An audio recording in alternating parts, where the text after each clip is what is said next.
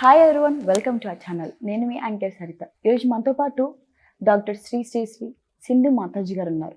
మరి ప్రస్తుతం చాలామంది యూత్ ఇలాంటి సమస్యలకి బాధపడుతున్నారు, ఇలాంటి సమస్యలు ఫేస్ చేసుకుంటున్నారు.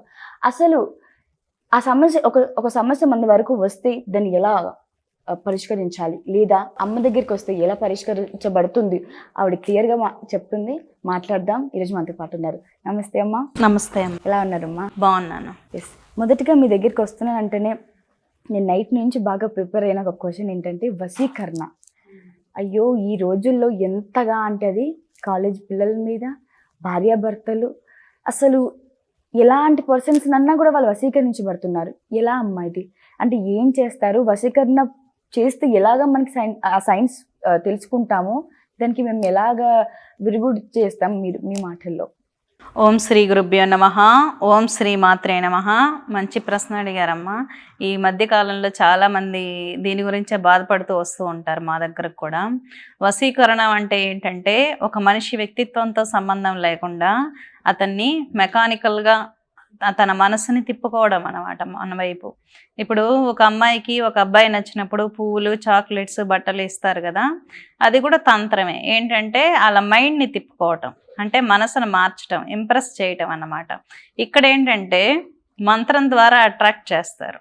అంటే ఏం లేదు, ఇక్కడ ఏకాగ్రతా శక్తి, మన ఏకాగ్రతా శక్తికి మంత్రబలం అనేది యాడ్ అయింది అనుకోండి, వాళ్ళ మనసుని తన వైపుగా హిప్నటైజ్ చేసుకోవటం, దీనిని మంత్రం అంటారనమాట. మంత్రం అంటే ఏంటంటే మననం చేసేవాడిని రక్షించినది అంటాం.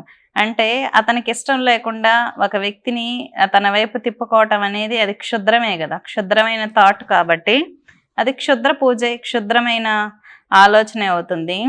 భార్యాభర్తలు అనుకోండి, వాళ్ళకు వశీకరణం చేయడంలో తప్పు లేదు. ఇప్పుడు మాకు వచ్చే చాలా కేసులలో నేను డీల్ చేసిన ఒక విషయం ఏంటంటే, ఒక హాస్పిటల్ యజమాని కూతురు హాస్పిటల్ ముందు జ్యూస్ అమ్ముకునే పర్సన్తో లేచిపోయిందన్నమాట.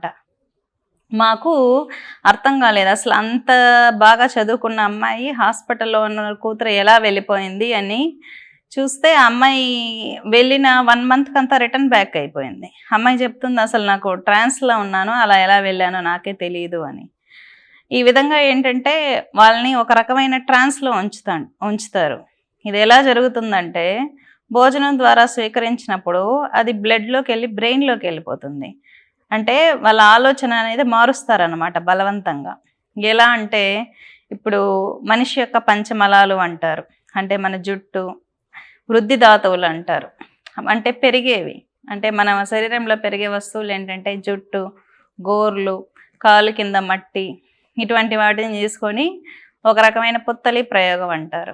అటువంటి ద్వారా వశీకరణం చేస్తారు. ఇంకొకటి మందు పెట్టడం అంటారు. దానిని ఏంటంటే మనిషిలోని కొన్ని చెప్పలేని వస్తువులతో భోజనంలో కలిపి పెడతారనమాట. ఇప్పుడు ఒక మనిషిని వశం చేసుకోవాలనుకోండి, వశపరచుకోవాలన్న పర్సన్ యొక్క కొన్ని చెప్పలేనివి కలిపి వాళ్ళకి భోజనంలో పెట్టడం అనేది జరుగుతుంది. అప్పుడు ఏంటంటే ఈ అమ్మాయిని చూస్తేనే అతనికి ఆలోచన రావటం, ఈ అమ్మాయి మీదే మైండ్ ఉండటం, కొంచెం కూడా డైవర్ట్ అవ్వదు, పదే పదే బలవంతంగా ఇంటర్నల్గా గుర్తొస్తూనే ఉంటుంది. అది ఎంతగా గుర్తొస్తుందంటే, మరుగుమందు అనేది స్లో పాయిజన్, ఒక రకమైన మూలిక ద్వారా పెడతారు. ఎంతంటే ఇంకా అమ్మాయి కనిపించకపోతే పిచ్చెక్కుతుందా అన్నంత స్టేజ్లోకి వెళ్ళిపోతారనమాట.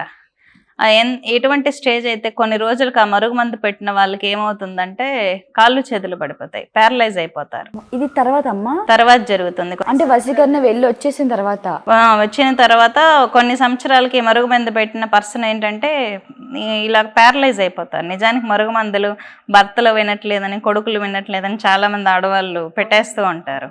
కానీ ఇలా పెడితే ప్యారలైజ్ అవుతారు, పెట్టకూడదు. ఇదేంటంటే స్లో పాయిజన్ లాంటిది. ఇలాంటివి పెట్టడం ద్వారా ఏంటంటే వాళ్ళ మనసుని బలవంతంగా మన థాట్స్ ఇంజెక్ట్ చేయటం.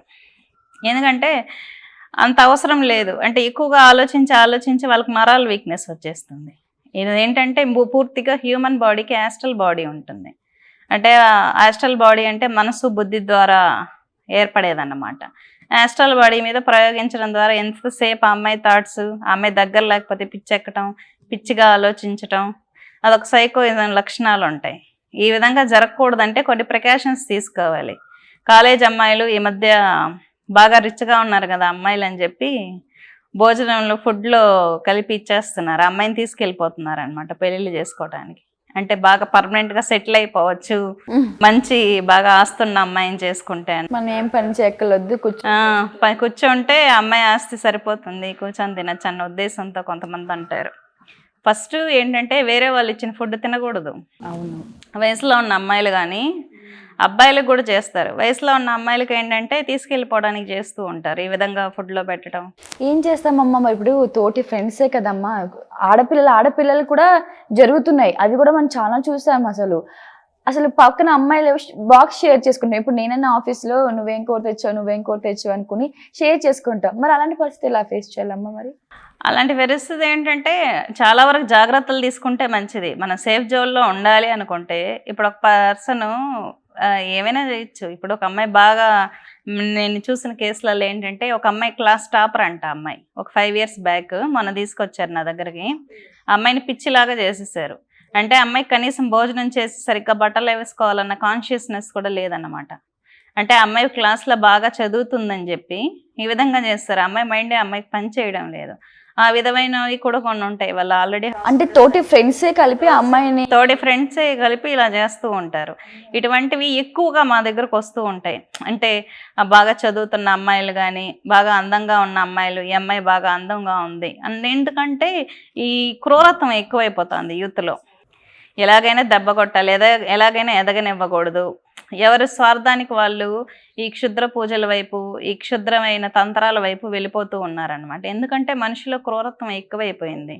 ఈ మధ్య ఏంటంటే ఈ 10th వరకు, డిగ్రీ వరకు చదివే పిల్లలు ఏంటంటే నిర్వీర్యం అయిపోతున్నారు. సరైన గైడెన్స్ లేక, వేస్ట్ ఆఫ్ ఇంటర్నెట్లో మేము పూజలు చేస్తాం, ఇది వశీకరణ చేస్తాం అని చెప్పి యాడ్స్ ఇస్తూ ఉంటారు. ఇటువంటి వాళ్ళ దగ్గరకు వెళ్ళి ఇలాంటివి తెచ్చుకుంటూ ఉంటారనమాట. ఇట్లాంటి ఇష్యూస్ చేసుకోవటం, పూర్తిగా జీవితాలు నాశనం చేసుకోవాలి. దాని తగ్గ చర్యలు ఏం తీసుకోవాలి, అంటే ఎలా జాగ్రత్త పడాలి? అందుకే మనకు చిన్నప్పుడు మన తల్లులు హనుమాన్ చాలీసా నేర్పించేవాళ్ళు. చిన్నప్పటి నుంచి హనుమాన్ చాలీసా పారాయణం చేయాలి బాగా, లేదంటే ఏదైనా నామజపాలు చేయాలి. శ్రీరామ్ మంత్రం ఇస్తారు ఇస్కాన్లో. అలాంటి వాళ్ళు ఒకవేళ వశీకరణకి మేము గురయ్యామంటే మీ వరకు వస్తే దానికి ఏమైనా ఉందమ్మా? నేను నామజపాలు ఇస్తాను. నామజపం చేసుకోవచ్చు. బీజాక్షర మంత్రాలు కాకపోయినా అష్టాక్షరి, ద్వాదశాక్షరి కానీ, శ్రీరామ్ మంత్రం కానీ, హనుమాన్ చాలీసా కానీ. స్కూల్కి, కాలేజ్కి వెళ్ళే పిల్లలు హనుమాన్ చాలీసా చేసుకున్నారనుకోండి, ఈ భూత ప్రేత పిశాచ బాధలు ఏవి ఉండదు. అందుకే చిన్నపిల్లలకి దీపం పెట్టడం, గుడికి